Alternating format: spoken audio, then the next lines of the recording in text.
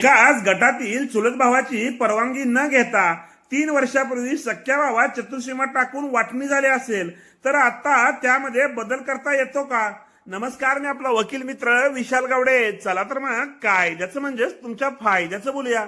जेव्हा मिळकत ही वडील व चुलते यांच्यामध्येच अद्याप कायदेशीररित्या वाटप झालेली नसेल आणि सख्या भावाने मिळून चुलत भावाच्या परस्पर त्या मिळकतीचे आपापसात वाटप करून घेतले, असे हिस्से वेगळे करून घेतले तरी त्या मिळकतीचे वाटप झाले नसल्यामुळे त्या सख्या भावाने आपसात करून घेतलेले वाटप हे चुलत भावावर बंधनकारक होऊ शकत नाही.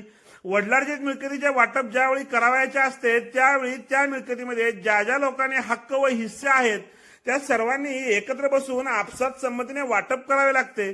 कोणतेही सहहिस्सेदार परस्पर केलेले वाटप हे त्या संमती नसलेल्या सहहिस्सेदारावर बंधनकारक होऊ शकत नाही.